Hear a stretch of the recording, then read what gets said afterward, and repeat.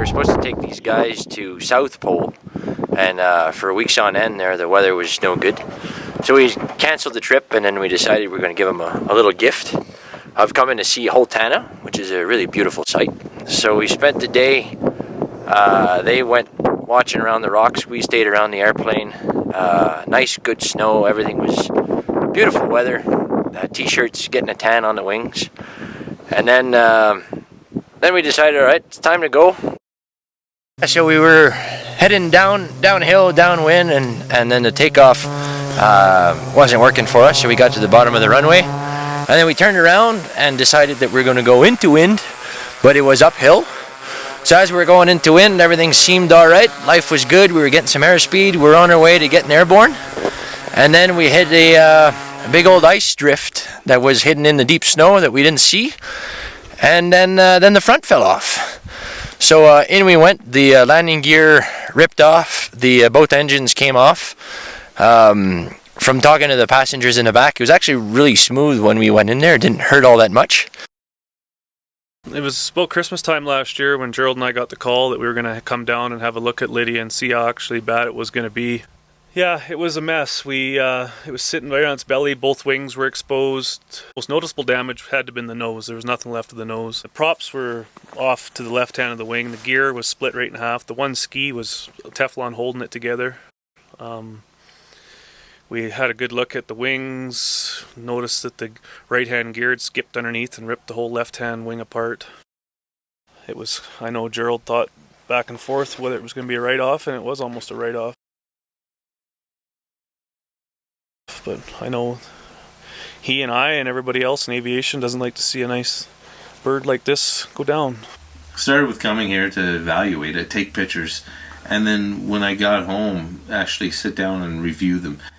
And figure out where the damage is, and then try to put a dollar to it. I always believe that you can fix it. You can always fix the aircraft.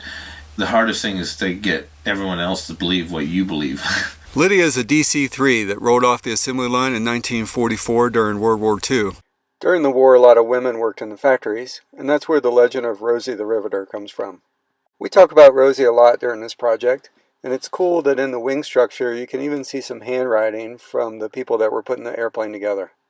During the war, the C-47 was used for everything from towing gliders to dropping paratroops on D-Day.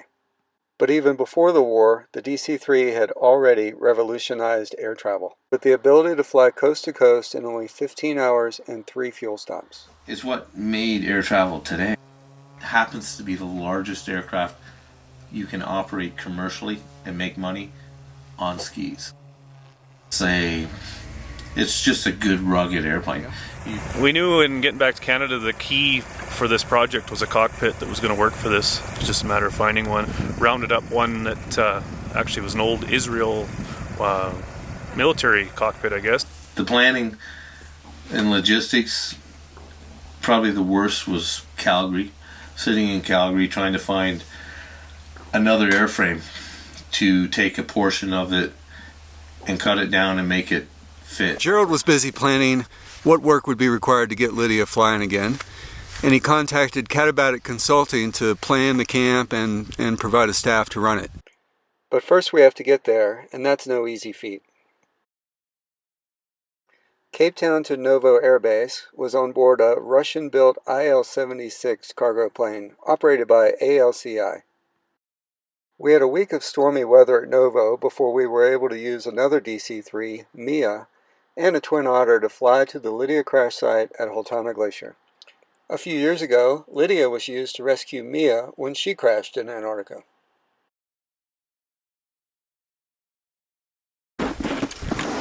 It's about a week late, but we're finally here at Holtana with the put-in crew. What an amazing location. 360-degree views. I really think it's the most beautiful place I've seen in Antarctica. But we've got a lot of work to do. Literally tons of cargo to unload, and we've got to get camp set up before we can go to bed tonight. It's not going to get dark, but it is going to be a long day. Got here yesterday afternoon. Got the heat going in the main tent, kitchen tent here, about midnight last night. Everybody had a pretty good night's sleep, and we're expecting the rest of the crew later today.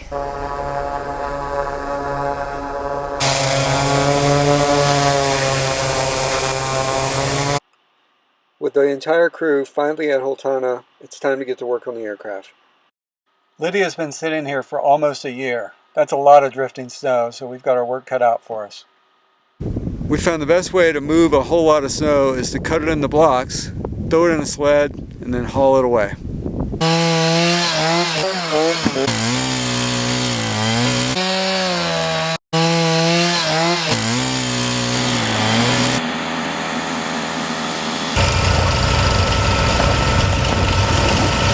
Yeah, when the snow machines break down, we're left to the traditional form of man hauling, and Antarctic special.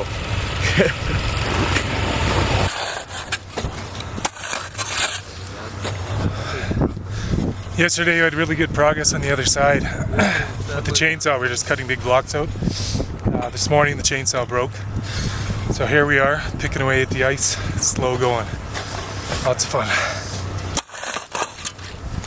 Hank and I are just here cleaning up the cockpit. We're just taking off the first 4 bolts of this pilot chair, and we're going to pull that out and hopefully get the rest of the snow out of here. Yeah, there's a few things in here that aren't exactly like they should be. They're a little loose, so hopefully after a few weeks we'll have everything tightened up in here.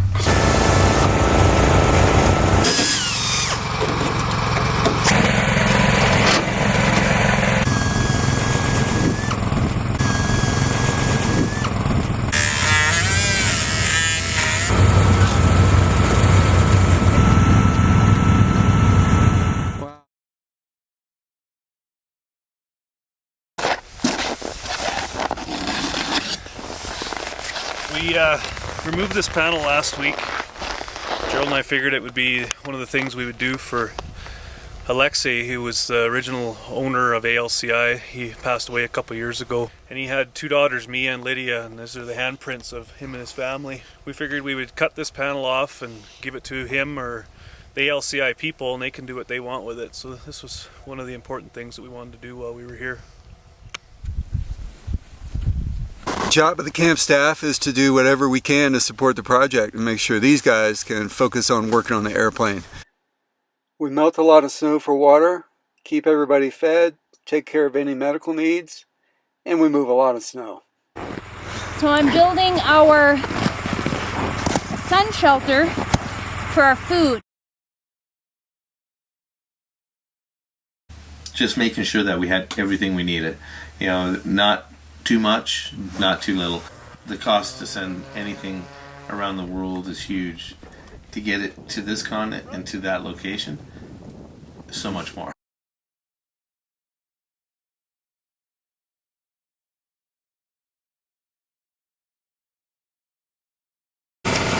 Got the left-hand engine in here now, torquing the engine mounts.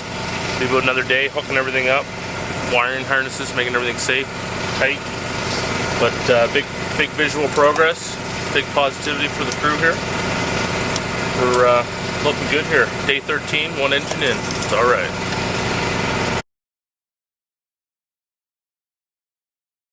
It's not bad down here, really. Like, I'm serious. Today was a big day for the crew here. We woke up to one of the worst mornings ever and didn't know how we were going to get through, and the snow blowing snow, but we managed to get the lower cockpit on, so everybody's in a pretty good mood, and go on from here and see if we can get all the stringers tied in. We'll see how it goes.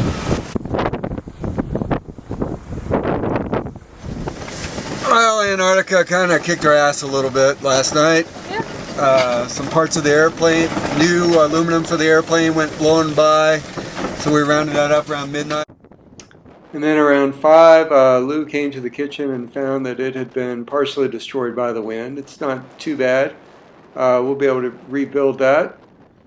But made a little bit of a mess. And this morning we're just going to have some coffee and a Snickers bar and then start cleaning up and rebuilding. We had a pretty good windstorm that blew in a pretty big drift and buried this entire wing. And we had it excavated there before, and now it's buried even more so than the first time. Over the course of this project, the crew will move over 100 tons of snow, 18 dump truck loads, all by hand.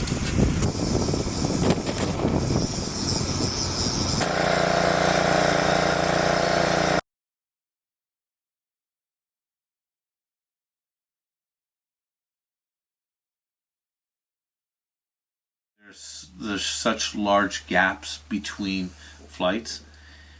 If we didn't get out by a certain time, we'd be stuck here at $5,000 a day doing nothing.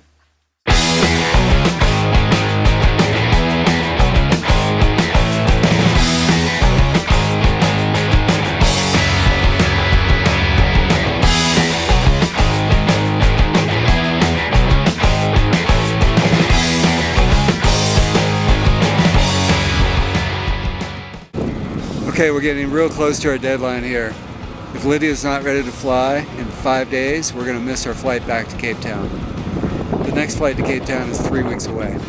We don't want to miss that flight.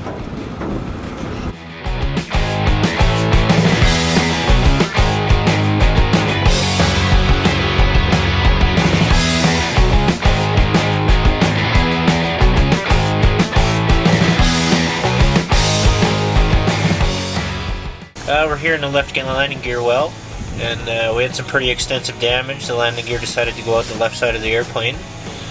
So we're just finishing up replacing some parts, and hopefully in the next day or two we'll have some landing gear back in here.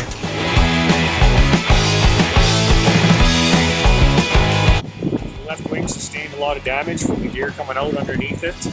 After 30-some days of working in tunnels underneath and on top of the wing, it's good to know, pretty rewarding to have a serviceable wing ready for flight. Okay, today's a big day. The crew is going to start airbagging Lydia and lift her out of the hole. To put things in perspective, the nose of a DC-3 is usually about 16 feet off the ground when it's parked. They're going to put these big bags under the wings, fill them up with air, and start lifting the whole plane up as much as we can. We'll build snow ramps, and then they'll drive the plane the rest of the way out of the hole. Well, it's come out of the whole day. I think it's going to go well. I mean, the guys did a really, really good job, and all the hard work that went into it there. There's no reason that it shouldn't work now, right? I'm glad that, yeah, I get to be part of it because I put it in the hole, so I figured, you know, like hauling it out of the hole is kind of cool. No problems, and she's got the power for it. It's got the slope for it. Yeah, she's coming out. Where it's sketchy is like, am I going to keep it straight? And if I don't, and she falls off, then now what, right?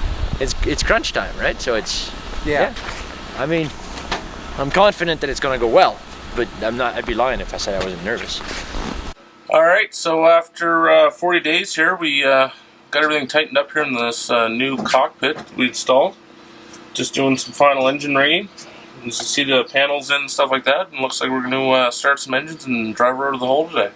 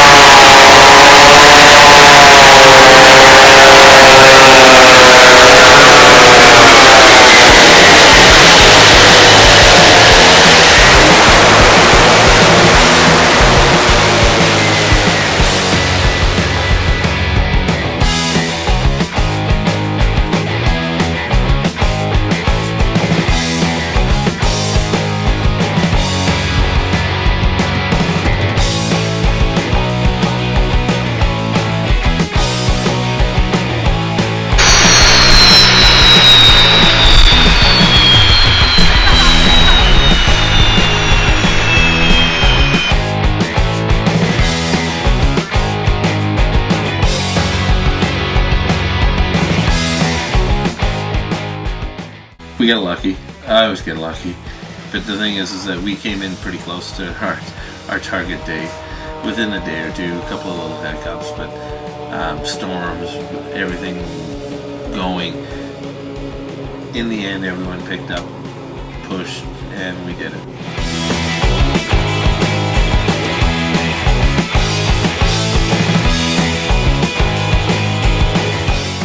I didn't have to go looking for guys on this one. Usually you have to look for people to actually go and do it. Everyone that came on this one offered to go, volunteered to go, which was good because they were good guys, good at what they did, and it made it easier to do.